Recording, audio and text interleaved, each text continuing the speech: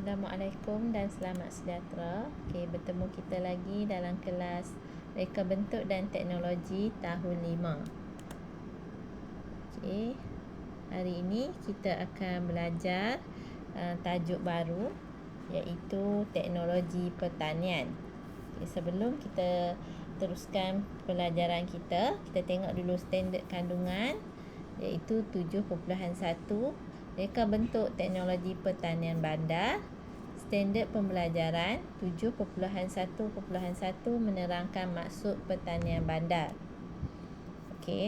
Di akhir pelajaran, murid dapat menyatakan maksud pertanian bandar, menyatakan jenis kediaman yang mempunyai ruang terhad, menerangkan kaedah penanaman secara konvensional dan secara teknologi moden, dan menyenaraikan kebaikan pertanian bandar.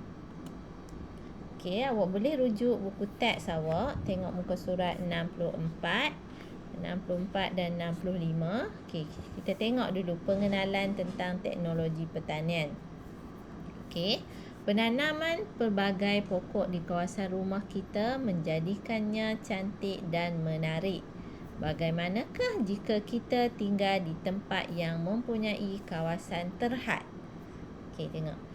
Cantiknya, pandai kamu membuat reka bentuk sudut tanaman di rumah kamu, Alia. Ayah saya membuat sudut tanaman sayur dan herba untuk menghias kawasan rumah.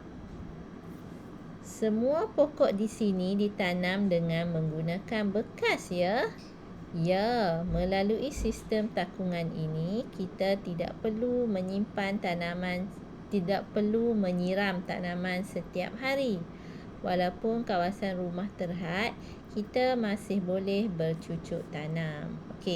Ni perbincangan di antara 4 orang murid pasal penanaman di kawasan rumah yang terhad. Contoh rumah dekat rumah flat, kondominium rumah yang terhad. Kita tengok seterusnya. Apa yang dimaksudkan tentang pertanian bandar? Maksud dia, pertanian bandar merupakan aktiviti bercucuk tanam bagi menghasilkan tanaman makanan di sekitar rumah yang mempunyai ruang terhad. Contoh ruang terhad, kita tengok. Ni rumah pangsa. Rumah pangsa. Siapa yang tinggal di rumah pangsa? Ni rumah pangsa. Lepas tu contoh tanaman di rumah pangsa. Macam mana? Awak boleh gantung di balkoni kan? Ataupun di di bahagian di bumbung rumah awak kan?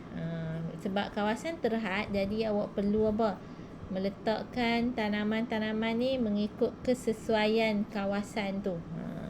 Seterusnya kita tengok rumah kawasan tanah lot. Kawasan tanah lot kiranya ada jugalah tanah kan, tapi tak besar sangat.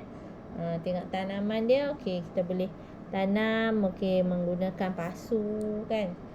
Kita boleh buat juga landscape sikit-sikit. Jadi bagi kawasan tu, maksudnya dia tak terhad seperti rumah pangsa tadi. Seterusnya kita tengok kondominium. Kondominium ni dia besar sikit daripada rumah pangsa tadi kan. Jadi contoh tanaman, tengok kita boleh tanam. Awak boleh tanam dekat balkoni, dekat apa lagi, kawasan mungkin sebelah dapur kan. Kita tengok. Awak boleh buat juga macam ni. Kalau siapa yang duduk di kondominium, awak boleh tanam tanaman macam dalam gambar ni. Seterusnya tengok. Rumah teres. Ada yang tinggal di rumah teres kan. Rumah teres ni rumah yang taman lah. Contoh tanaman. Katalah awak rumah teres, mungkin ada kawasan di hadapan saja, di hadapan rumah awak saja. Sebab kiri kanan rumah awak, kiri kanan ada rumah kan. Jadi tak boleh awak nak tanam pokok. Awak tanam je di depan rumah awak tu. Okey, jadi kawasan terhad awak boleh tanam seperti dalam gambar ni. Okey, ada kot yang tinggal di rumah teres kan. Okey, seterusnya. Okey, kaedah penanaman. Okey, tengok cara dilaksanakan. Pertanian bandar dijalankan dengan pelbagai cara bagi menyesuaikan kawasan yang ada dan menjimatkan ruang.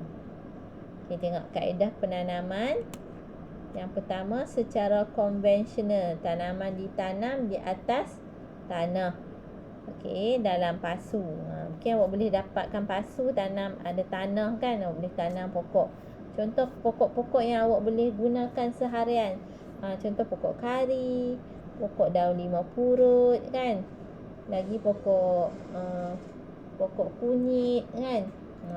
Pokok-pokok tu maksudnya kita guna seharian, hari-hari untuk kita punya makanan kita kan. Okey, tengok di atas batas. Di atas batas ni biasa kalau awak tinggal di rumah pangsa atau di rumah kondominium, payahlah tak bolehlah buat kan. Okey. Kalau kita tinggal di rumah kalau kampung bolehlah, tapi kalau kita tinggal di rumah teres yang ada tanah, boleh kita buat juga. Tapi tak besarlah. Okey, seterusnya secara moden. Okey, tanaman hidroponik ni. Secara moden ni maksudnya di dalam air. Tak perlu guna tanah, kita guna air sahaja. Okey, seterusnya menyusun tanaman secara bertingkat pada dinding. Kalau kita tak ada tanah pun kat bawah, tapi kita boleh tanam dalam pasu, tapi kita letakkan secara bertingkat-tingkat pada dinding ke, pada awak letak pada gantung-gantung ke kan. Okey, ikut kreativiti masing-masing. Okey, seterusnya menyusun tanaman berpasu di halaman. Yang ni biasa memang ada kebanyakan orang guna kan. Guna pasu ni, dia susun pasu di halaman rumah. Okey, contoh rumah kondominium ke ataupun rumah pangsa pun boleh juga menggunakan pasu sebab nak menjimatkan ruang kan. Seterusnya menyusun tanaman secara menegak. Okey, ni tanaman yang maksudnya kalau di tanah tu dia melingkar-lingkar kan. Okey, contoh tanaman apa yang melingkar-lingkar ni? Okey, bukan berlingkar. Okey, tengok tanaman sayur ni, dalam contoh ni ialah sayur sawi kan.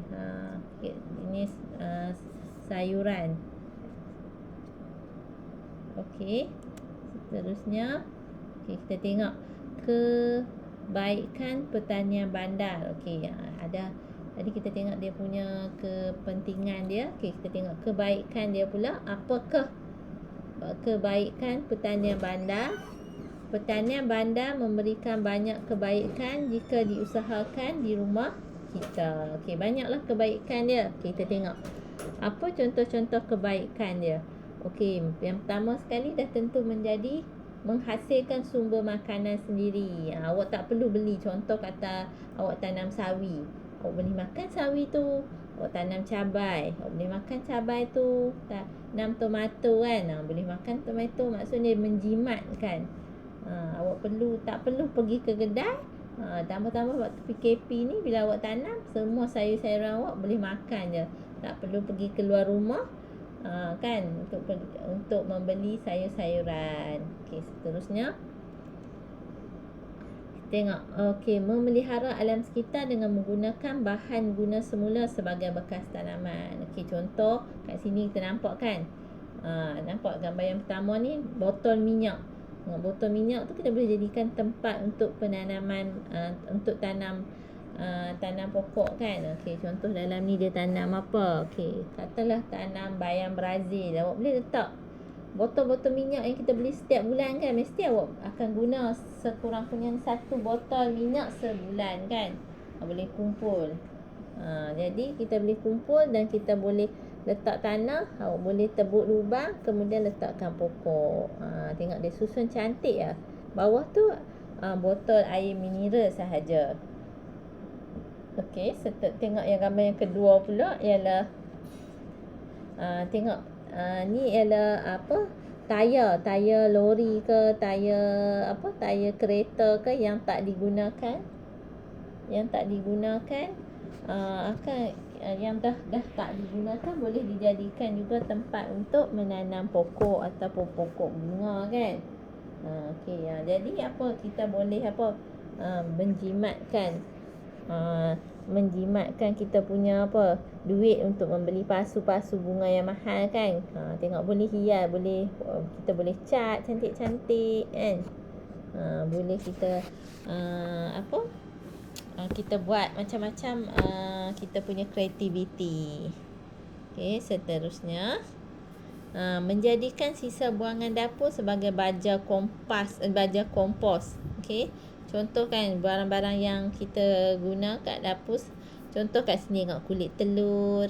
Okey, contoh kita kupas ubi, kupas sayur-sayuran kan, kita boleh jadikan dia sebagai baja kompos kan. Okey, seterusnya menjanakan pendapatan sampingan jika hasil tanaman dijual. Okey, contoh awak dah tanam tu banyak sangat, tak larat nak makan kan. Awak bukan saja boleh bagi kat jiran-jiran, tapi awak boleh juga menjual hasil tanaman tu. Jadi hasil tanaman jual tu awak akan dapat duit kan daripada hasil tanaman yang dijual. Okey, jadi boleh menambah pendapatan. Okey, seterusnya. Okey, sebelum kita berakhirnya kelas ni, cikgu minta awak tolong salin soalan ini di dalam buku nota awak. Dan jawab soalan-soalan ini. Yang pertama, terangkan maksud pertanian bandar. Ada dah cikgu terang tadi pada awalnya. Yang kedua, nyatakan tujuan pertanian bandar dilaksanakan. Ada dalam nota kita juga.